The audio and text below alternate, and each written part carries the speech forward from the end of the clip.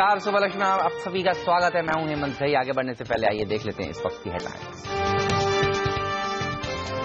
Greece की चिंताओं को अमेरिकी बाजार ने किया नजरअंदाज। डाउ करीब 0.25% चढ़ा, नैस्डैक और S&P भी 0.5% की बढ़त के साथ बंद। एशिया की भी मजबूत शुरुआत, SGX निफ्टी करीब 20 अंकों पर। FOMC की बैठक का आज दूसरा दिन। आज रात 11:30 बजे जेनेट येलेन की प्रेस कॉन्फ्रेंस। ब्याज दरें बढ़ाने के टाइमिंग पर सबकी नजर। डॉलर के मुकाबले रुपए में बड़ी कमजोरी। 21 महीने के निचले स्तर पर रुपया $1 64.26 पैसे पर बंद। इंडिया और वेदांता के मर्जर में फंस सकता है एक और पेंच। केन PLC ने मर्जर का नहीं किया है खुले तौर पर समर्थन। LIC ने भी कर्ज और वैल्यूएशंस पर जताई थी आपत्ति। आज सुबह 10:30 बजे कैबिनेट और CCA की होगी बैठक। खरीफ फसलों की MSP बढ़ाने पर फैसला मुमकिन। वोडाफोन ने पहली बार रुपए डोमिनेटेड बॉन्ड के जरिए जुटाए 7,500 करोड़ रुपए। कर्ज घटाने और विस्तार योजना में होगा इस्तेमाल। टैक्स पेयर्स की कड़ी निगरानी। इनकम टैक्स विभाग अब पैन कार्ड के जरिए रखेगा पूरी नजर। और आज मुंबई में सफर करना हो सकता है दिक्कत का काम। निजी टैक्सीज पर पाबंदी और किराया बढ़ाने की मांग पर ऑटो और टैक्सी वालों की एक दिन की हड़ताल। SGX पर नजर डालिए। अच्छी शुरुआत हो सकती है आज भारतीय बाजारों के। पिछले 3 ट्रेडिंग सेशंस देखे लगातार हरे निशान में जाकर बंद हुए और आखिरी आधे एक घंटे में कल जिस तरह से स्मार्ट रिकवरी देखने को मिली, ये काफी सराहनीय है। यहाँ 100 पॉइंट की रिकवरी निफ्टी में दिन के निचले स्तर से कल हमने देखी। 300 पॉइंट की रिकवरी सेंसेक्स में और बैंक निफ्टी में भी देखने को मिली। हरे निशान में जाकर बंद हुए। फर्स्ट हाफ बेहद मायूसी भरा था। सेकेंड हाफ में एक अच्छी रैली 8,050 के करीब जाकर देखिए आप निफ्टी ने समाप्ति दी है। चलिए, दिन भर की गिरावट के बाद कल का दिन तो रिकवरी भरा था, लेकिन आज का दिन कैसा रह सकता है इस सब पर बात करेंगे और ये भी आपको बताएंगे कि ग्लोबल मार्केट से किस तरह के संकेत मिल रहे हैं। चलिए सीधे चलते हैं आशीष वर्मा के पास और जानते हैं कि वहां से किस तरह के संकेत हैं। आशीष आए, गुड मॉर्निंग। बताइए किस तरह के संकेत हैं और सबकी नजर है FOMC की उस बैठक पर। बिल्कुल, 2 दिनों का पेन हमने स्क्रीन पे देखा था। अमेरिकन मार्केट्स, यूरोपियन मार्केट्स की बात करें तो कल कुछ रिलीफ, कुछ अच्छा स्क्रीन नजर आया। ध्यान रखें, फ्राइडे को अमेरिकन मार्केट्स 3/4%, मंडे को 0.5% कमजोरी के साथ बंद हुए थे। कल इनफैक्ट वहां पे हमने देखा आधे से 2/3% के आसपास की बढ़त के साथ कामकाज हो रहा था। इनफैक्ट शुरुआत सुस्त हुई थी अमेरिकन मार्केट्स में, पर दिन भर एक्यूमुलेशन और फाइनली दिन के हाईज पे जाके ये मार्केट्स क्लोज होते हुए नजर आए। क्या वजह थी? ध्यान रखें, वहां पे जैसे आपने भी हाईलाइट करा, 2 दिनों के FOMC की बैठक जो है कल से शुरू हो चुकी है। तो उससे पहले ट्रेडर्स ने पोजीशंस बिल्टअप करी हैं। और दूसरी इंपॉर्टेंट बात, ग्रीस को लेकर जो फटीक था वो कुछ कम होता हुआ, दिक्कतें कम होती हुई, नॉट दिक्कतें, सेंटिमेंट्स के लिहाज से थोड़ा सा बेहतर हुआ है मूड। क्या हो रहा है यूएस में? अब सेंटर स्टेज ले लिया है US FOMC की 2 दिनों की बैठक में, और उसमें ज्यादातर ट्रेडर्स ने पोजीशंस जो ली हैं वो शायद एंटिसिपेशन में कि फेड के जो चेयर है जेनेट येलेन, वो कल दोपहर में अमेरिका में अपनी स्पीच देने वाली हैं। यानी कि इफेक्टिवली हमारे लिए आज देर रात, आज दोपहर में मतलब वहां पे स्पीच होगी जब वो मार्केट चल रहा होगा। उस स्पीच के दौरान लोगों का मानना है स्पीच के बाद शायद एक बाउंस के लिए प्ले अप करेंगे, इसलिए ट्रेडर्स ने उस तरह की पोजीशंस बिल्टअप करी है। ग्रीस को लेकर भी लोगों का मानना है कि काफी लंबे अरसे से दिक्कतें हैं और वो फटीक टाइप बिल्टअप हो रहा है, तो ग्रीस को दरकिनार करके लोगों ने FOMC के आउटकम से पहले यहाँ पे बेट्स लगाई हैं। और अब इंटरेस्टिंग जानकार मान रहे हैं कि ऐसा कुछ बदला नहीं है बहुत ज्यादा अमेरिकी अर्थव्यवस्था में। जो FOMC की चेयरपर्सन या फिर फेड की चेयरपर्सन जेनेट येलेन आके जब स्पीच में कुछ बोलेंगी तो बहुत ज्यादा कुछ बदला हुआ शायद आपको साउंड ना करे, और इसीलिए यहाँ पे इस तरह का मूवमेंट देखने को मिला। इंटरेस्टिंगली जब ये अमेरिकन मार्केट्स कामकाज करना शुरू कर रहे थे तो यूरोप में भी लो लेवल से रिकवरी थी, उसका भी यहाँ पे फायदा मिला है। यूरोप, जैसे मैं मेंशन कर रहा हूं, आपकी स्क्रीन पर आएगा, फ्लैट से 0.5% के आसपास की बढ़त के साथ कामकाज, और ये मार्केट्स तो पिछले 2 दिनों में बहुत ज्यादा प्रेशर देख चुके हैं। और यहां पे इंटरेस्टिंगली लाल निशान के साथ कामकाज की शुरुआत हुई थी और दिन भर एक स्मार्ट एक्यूमुलेशन हुआ। ये मार्केट जो दिन के हाईज पे जाके बंद हुए। लेकिन ग्रीस का अगर एसेट्स इंडेक्स दिखा सके हम तो वहां पे अभी भी कमजोरी है, 4-4.5% के आसपास का कल दबाव भी देखने को मिला, लेकिन लोअर लेवल से बाकी यूरोपियन मार्केट्स में एक अच्छी रिकवरी देखने को मिली। एशिया की तरफ मूव करिए क्योंकि ग्लोबल सेटअप पॉजिटिव है। ओवरनाइट ग्लोबल क्यूज हमने पॉजिटिव पिकअप करें तो एशिया भी फ्लैट टू माइल्डली हरे निशान के साथ आपको कामकाज करता हुआ नजर आएगा। निक्केई आपकी स्क्रीन पर था। जापान का एक्सपोर्ट डेटा जो आया है वो मजबूत है, वो दिखा रहा है कि ग्लोबल रिकवरी ग्रेजुअली देखने को मिल रही है, क्योंकि 2.6-2.7% के आसपास एक्सपोर्ट्स में ग्रोथ है। हालांकि इकोनॉमिस्ट एक्सपेक्टेशन से कुछ कम है, लेकिन वो इंप्रूवमेंट दिखा रहा है, मार्क्ड इंप्रूवमेंट ग्लोबल लैंडस्केप में। एसिक्स निफ्टी दर्शा रहा है कि जो मोमेंटम इंडियन मार्केट्स ने कल आखिरी 1 घंटे में पिकअप करा था, शायद कंटिन्यू होता हुआ नजर आए, 1/3% की बढ़त के इंडिकेशन आते हुए। बिल्कुल आशीष, शुक्रिया आपका इस सब जानकारी के लिए। कल हमने देखा था दूसरे दिन लगातार खराब ग्लोबल क्यूज को नजरअंदाज करके भारतीय बाजारों ने अच्छा प्रदर्शन दिखाया था, बल्कि कल तो रुपए की कमजोरी को भी नजरअंदाज किया था भारतीय बाजारों ने, और एक शानदार रैली देखिए आखिरी 1 घंटे में देखने को मिली। चलिए आप जानते हैं आज का दिन में किस तरह से आपको ट्रेड करना चाहिए। अनिल सिंघवी जी हमारे साथ जुड़ चुके हैं। अनिल बताइए कैसे आज अप्रोच करना चाहिए ट्रेडिंग को?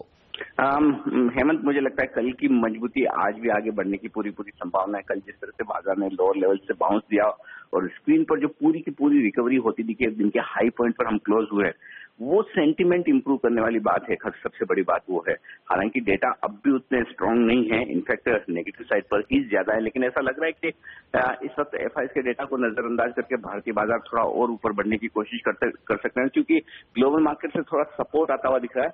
तो अल्टीमेटली यहाँ से अपसाइड की एक गुंजाइश और बनती हुई दिख रही है इस फेड की मीटिंग के पहले। अब लोअर साइड पर वही 7,975-8,000 की रेंज में काफी स्ट्रांग सपोर्ट नजर आ रहा है, और लगता नहीं बाजार उसे तोड़ने की जल्दबाजी में है। और फेड की मीटिंग के पहले अगर हम कुछ और गेंस आज ले लें जो शायद होते हुए नजर आएंगे, तो फिर आपके लिए क्वेश्चन बन जाएगा कि फेड की मीटिंग का आउटकम अगर खराब भी आए तब भी शायद 8,000-7,950 की रेंज को बाजार सपोर्ट के तौर पर मानकर चलता रहेगा।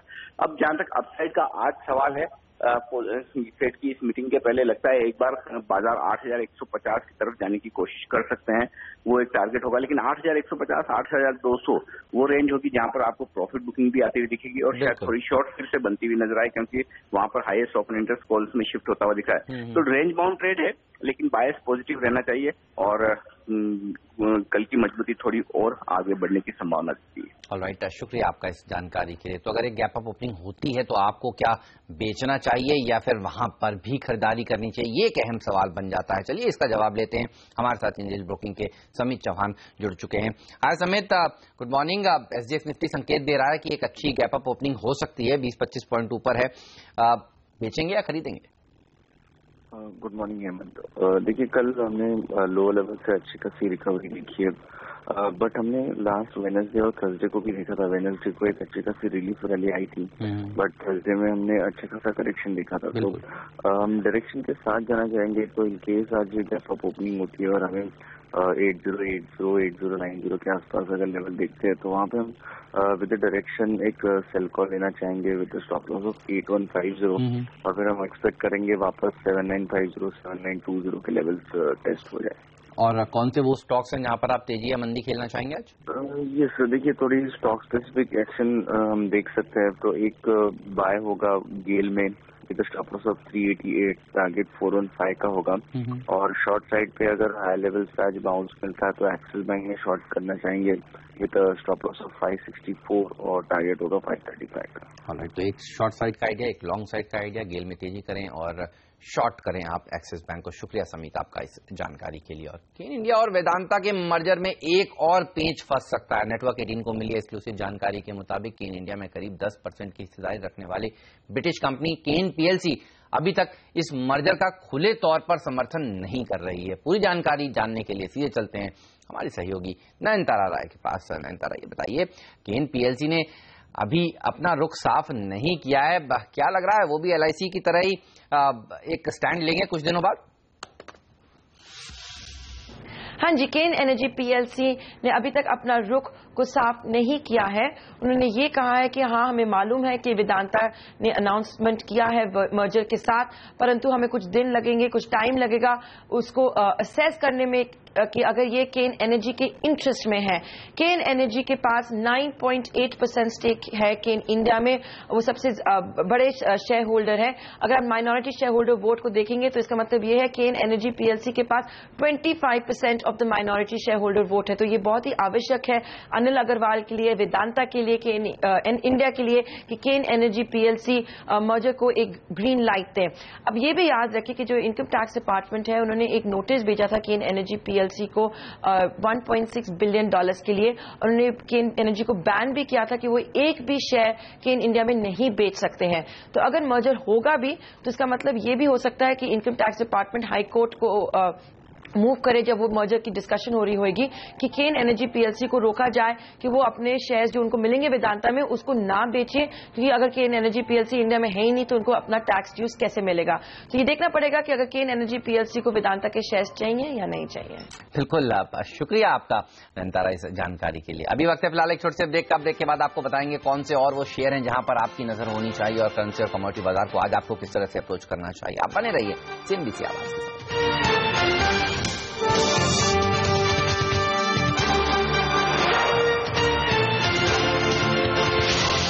स्वागत है आप सभी का CNBC आवाज पर। चलिए बताते हैं आपको वो कौन से स्टॉक्स हैं जहां पर आज आपकी नजर होनी चाहिए, क्योंकि वो खबरों में सुर्खियों में बताने के लिए हमारी रिसर्च एनालिस्ट सोनम मेहता और पूजा त्रिपाठी जुड़ चुकी हैं। हाय, गुड मॉर्निंग। बताइए कौन से शेयर हैं जहां पर आज नजर रखी जाए।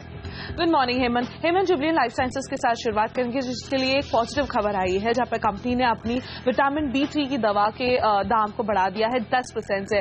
आपको बता दूं, जुबलिएंट लाइफ साइंसेज पूरे दुनिया की सबसे बड़ी मैन्युफैक्चरिंग कंपनी है इस B3 दवा के लिए, और कंपनी ने आगे भी इस तरह के प्राइस हाइक लिए हैं, फिर भी कंपनी की बिक्री में कोई भी तरह का दबाव नहीं बनाया। तो एक पॉजिटिव खबर कंपनी के लिए। इसके अलावा 2 बैंकिंग काउंटर्स भी आज आपके रडार पर होने चाहिए। सबसे पहले बात करते हैं HDFC बैंक की। यहाँ पर बैंक ने अपने बेस रेट में 15 बेसिस पॉइंट की कटौती की। वहीं लक्ष्मी विलास बैंक ने अपने सेविंग और डिपॉजिट के ब्याज दरों में 100 बेसिस पॉइंट की बढ़ोतरी की। टाटा स्टील फिलहाल के लिए एक छोटी सी राहत आती हुई कंपनी के लिए, जहां पे टाटा स्टील यूरोप के लेबर यूनियंस ने फिलहाल के लिए अपने हड़ताल को यहां पर टेम्परेरी सस्पेंड कर दिया है, निलंबित कर दिया है, जहां पर कंपनी की लेबर्स का मानना है कि वे इस पेंशन के नए ऑफर को कंसिडर कर रहे हैं, लेकिन जो ओरिजिनल प्लान है सोमवार से जून 22 तारीख से स्ट्राइक पर जाने का, उस प्लान में फिलहाल कोई भी बदलाव नहीं किया गया है। अगर यहाँ पे टाटा स्टील के मैनेजमेंट और यहाँ पर सीनियर यूनियन डेलीगेट्स के बीच कुछ कंफर्मेशन आ जाती है, कुछ डील बन जाती है, तो ही वे अपने स्ट्राइक को कैंसिल करेंगे। पीटीसी इंडिया फाइनेंशियल सर्विसेज का काउंटर ब्याज फोकस में रहेगा। यहाँ कंपनी ने एनसीडी के जरिए करीब 150 करोड़ रुपए जुटाए, जिसका कि इस्तेमाल कंपनी अपने लॉन्ग टर्म प्लान्स को पूरा करने में और कर्ज कम करने में करेगी। किर्लोस्कर ब्रदर्स इन्वेस्टमेंट्स लिमिटेड और किर्लोस्कर ऑयल इंजन्स के काउंटर पर नजर रखेगा, जहां पे किर्लोस्कर ब्रदर्स इन्वेस्टमेंट्स लिमिटेड को बॉम्बे हाईकोर्ट से मंजूरी मिल गई है न्यूमैटिक होल्डिंग्स और किर्लोस्कर ऑयल इंजन्स को अपने साथ मर्ज करने के लिए। अब नजर डालते हैं कुछ फंड एक्शन पर। फ्यूचर रिटेल या कॉप्टाइल मॉरिशस इन्वेस्टमेंट ने कंपनी के करीब 2 करोड़ शेयर्स 112 रुपए प्रति शेयर पर बेचे। वहीं WGI इमर्जिंग मार्केट्स फंड ने कंपनी के करीब 2 करोड़ शेयर्स 112 रुपए प्रति शेयर पर खरीदे। केल लिमिटेड में GMO emerging domestic opportunities fund ने कंपनी के 3 लाख शेयर्स बेच दिए हैं 1468 रुपए प्रति शेयर पर। सिटी केबल नेटवर्क में भी एक फंड एक्शन देखने को मिला है। गोल्डमैन सैक्स ने कंपनी के करीब 90 लाख शेयर्स 35 रुपए प्रति शेयर पर बेचे। वहीं HDFC म्यूचुअल फंड ने कंपनी के करीब 90 लाख शेयर्स 35 रुपए प्रति शेयर पर खरीदे। और आखिर में नोएडा टोल ब्रिज कंपनी, इसमें फिडेलिटी इन्वेस्टमेंट इंटरनेशनल ने कंपनी के लगभग 11 लाख शेयर्स खरीद लिए हैं 32 रुपए प्रति शेयर पर। राइट, चलिए तो ये तमाम शेयर हैं जहां पर आज सबकी नजर होगी। शुक्रिया आप दोनों का इस जानकारी के लिए। और अब बात कमोडिटी और करेंसी बाजार की। यहाँ डॉलर के मुकाबले रुपए में कमजोरी और बढ़ गई है। कल डॉलर के मुकाबले रुपया 8 पैसे कमजोर होकर 21 महीने के निचले स्तर पर पहुंच गया। 64 के पार जाकर फिर से आप देखिए क्लोजिंग हुई है। वहीं आप देखें डॉलर में मजबूती के कारण सोने में भी हल्की दबाव देखने को मिल रहा है। कॉमेक्स पर सोने का भाव गिरकर $1182 के नीचे चला गया है। लेकिन मैक्सिको की खाड़ी में जिस तरह से तूफान आया है उससे कच्चे तेल में तेजी देखने को मिल रही है। नामेक्स क्रूड $60 के पार चला गया है। कमोडिटी और करेंसी बाजार पर विस्तार से बात करने के लिए हमारे साथ हमारे एक्सपर्ट जुड़ चुके हैं, कार्वी काउंटरेट के तपन त्रिवेदी। हाय तपन, गुड मॉर्निंग। सबसे पहले रुपए पर ही बात करूंगा। जिस तरह से हमने देखा 64.26 पर कल समाप्ति करी है, क्या लग रहा है आज रिकवरी का दिन हो सकता है, क्योंकि इक्विटी मार्केट्स तो कम से कम मजबूत हैं, या आपको लगता है और दबाव देखने को मिलेगा रुपए में? देखिए, थोड़ा सा दबाव रह सकता है। ओवरऑल रेंज में रहना चाहिए, मे बी 64.50 से 64 लेवल्स के आसपास। लेकिन जो नेगेटिवनेस है, दबाव की जो बात कर रहा हूँ वो इसलिए क्योंकि यूएस में स्पेशली आज जो है FOMC मीटिंग का फाइनल आउटकम आने वाला है। उसकी वजह से इंटरनेशनल मार्केट्स में देखें तो थोड़ा सा US डॉलर भी थोड़ा स्ट्रेंथन हुआ है। वो थोड़ा सा रुपये में नेगेटिवनेस ला रहा है। साथ ही साथ देखें तो अगर इक्विटी मार्केट्स भले ही हमारे इंडियन मार्केट्स में भी कल मार्जिनली पॉजिटिव बंद हुए, लेकिन ओवरऑल सेल ऑफ थोड़ा सा फंड्स की तरफ से, इंस्टीट्यूशनल फंड्स की तरफ से चल रहा है, स्पेशली अगर FIIs की बात करें तो। और इवन बॉन्ड्स में भी अच्छा खासा सेल ऑफ हुआ है पिछले कुछ दिनों में। तो ये सब चीजें थोड़ा सा नेगेटिव साइड में रुपये को रख सकते हैं। इसके अलावा कच्चे तेल को किस तरह से ट्रेड करें? खबरें आ रही हैं कि टेक्सास में एक तूफान आ रहा है जिसके चलते उछाल देखने को मिल रहा है। नाइमेक्स क्रूड में, ब्रेंट 64 के आसपास पहुंचने की कोशिश करता हुआ। भारतीय बाजारों में कैसे ट्रेड करेगा कच्चा तेल आज? एक्चुअली देखिए, प्योरली इंट्राडे में देखें तो थोड़ा सा पॉजिटिव बायस रख सकते हैं, क्योंकि जो आप तूफान की बात करें, बिल वो थोड़ा सा इशू कर रहा है। इवन स्पेशली गल्फ एरिया में देखें तो यूएस का बहुत ज्यादा रिफाइनिंग कैपेसिटी है, तो इस वजह से थोड़ा सा ऑप्टिमिज्म रहेगा। साथ ही साथ इन्वेंट्री नंबर्स देखें तो अभी जो API का इनिशियल फोरकास्ट आया है वो थोड़ा पॉजिटिव ही है, तो थोड़ा सा पॉजिटिवनेस रहना चाहिए। लेकिन ब्रॉडली अगर अपन यूएस और यूके के क्रूड की बात करें, जैसे ब्रेंट और WTI को अगर कंपेयर करें तो ब्रेंट कल अंडर परफॉर्म किया है यूएस के मार्केट्स को, बिकॉज थोड़ा सा ओवर सप्लाई का इशू फिर से चल रहा है। तो मार्जिनल गेन्स के लिए purely for an intraday perspective we can go for a buy. ये भी बताइए, ग्रीक को लेकर जिस तरह से अनिश्चितताएं बनी हुई हैं, ग्रीक डिफॉल्ट कर सकता है, इस व्यू से अगर खेलना हो तो सोने में क्या लॉन्ग साइड का ध्यान रखना चाहिए, या आपको लगता है उछाल में बेचना सही होगा? टू बी ट्रू देखा जाए तो एक्चुअली गोल्ड में स्पेशली पिछले कुछ दिनों में बहुत ही एक स्मॉल अंदर, मतलब लगभग $20 का रेंज चल रहा है इंटरनेशनल मार्केट्स में।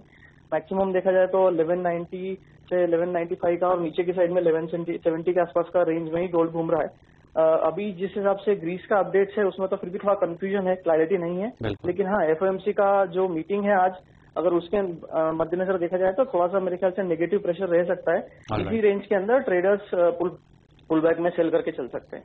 चलिए, बस शुक्रिया आपका इस जानकारी के लिए। और CCA की आज एक अहम बैठक भी होने वाली है। बैठक में धान और खरीफ फसलों के MSP यानी मिनिमम सपोर्ट प्राइस को बढ़ाने के प्रस्ताव को हरी झंडी आज दिखाई जा सकती है।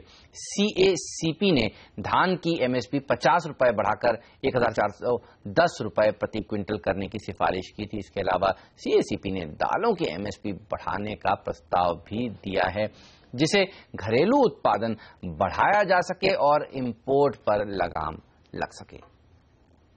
और वित्त मंत्री अरुण जेटली आज अमेरिका पहुंच जाएंगे। वहां अमेरिका के 10 दिन के दौरे के लिए कल रात भारत से वो रवाना हुए। आज वित्त मंत्री न्यूयॉर्क स्टॉक एक्सचेंज में शिरकत करेंगे और विदेशी निवेश बढ़ाने के लक्ष्य से आज उनकी मुलाकात FIIs और दिग्गज कंपनियों के CEO से भी न्यूयॉर्क में होने वाली है। जी हाँ, न्यूयॉर्क के अलावा Arun Jaitley San Francisco, Washington भी जाएंगे। वॉशिंगटन में अमेरिकी वित्त मंत्री से भी मुलाकात करेंगे। अरुण जेटली 25 जून को भारत वापस लौटेंगे। और 21 जून के इंटरनेशनल योगा डे की तैयारियां हुई तेज। ब्रेक के बाद लंदन से हमारी योग गुरु इशलीन कौर आपको बताएंगी योग के कौन से आसान फायदेमंद हैं आपको।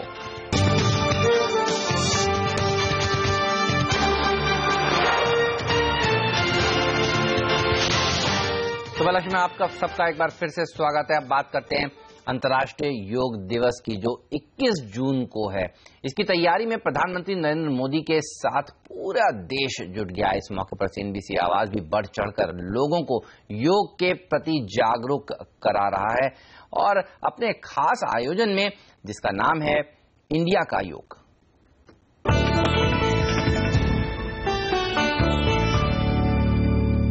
और योग की मदद से आप अपनी जिंदगी में सुकून और शांति ला सकें, इसी मकसद के साथ CNBC आवाज की पूर्व सहयोगी और योग गुरु इशलीन कौर आपको दिखाएंगी योग के कुछ आसन।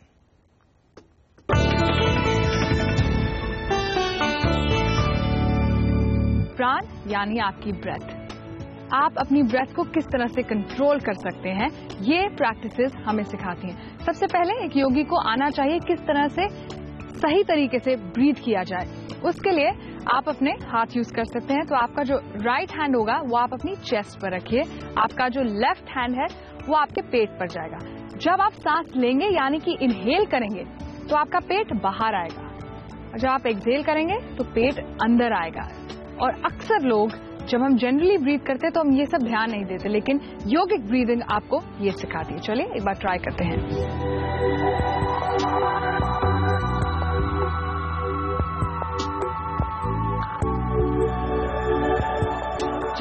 एक बार ये आर्ट आ जाए कि जब आप इनहेल करेंगे और पेट बाहर होगा, एक्सहेल करेंगे तो पेट अंदर, फिर आप नेक्स्ट स्टेज पर पहुंचते हैं जहां पर आप कपालभाति प्रैक्टिस कर सकते हैं। कपाल यानी कि स्कल, भाती मतलब शाइनिंग। कहा जाता है कि कपालभाति रोज करने से आपको एक शाइनिंग स्कल, शाइनिंग फेस और शाइनिंग बॉडी और ऑफ कोर्स एक शाइनिंग लाइफ मिलती है। कपालभाति के लिए एक बहुत ही कंफर्टेबल पोजीशन चुनिए। मैं पद्मासना में बैठी हूँ, आप नॉर्मल क्रॉस लेगेड पोजीशन में बैठ सकते हैं और याद रखिए बहुत कंफर्टेबल होना चाहिए आपको। आपके जो हाथों की मुद्रा होगी वो होगी चिन्ह मुद्रा, यानी कि ऐसे, और अपनी नीज पर रखिए। आप बैक को स्ट्रेट रखिए और आपके दिमाग में कोई भी परेशानी, कुछ भी, कोई भी थॉट्स हो, आप उन्हें अपने मन से हटा दीजिए। बैक को स्ट्रेट रखें और एक लंबी सांस लें। कपालभाति में आप क्या करते हैं? आप फोर्सफुल एक्सहेलेशंस करते हैं। इस तरह से देखिए, एक लंबी सांस लेंगे,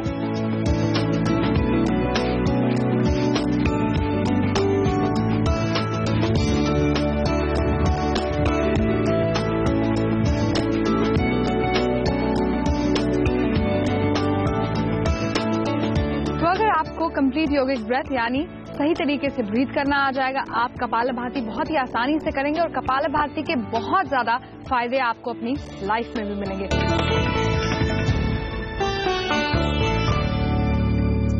चलिए, वक्त है फिलहाल आपसे इजाजत लेने का। आप बने रहिए CNBC आवाज के साथ। ब्रेक के बाद लेकर आएंगे स्टॉक 2020। नमस्कार।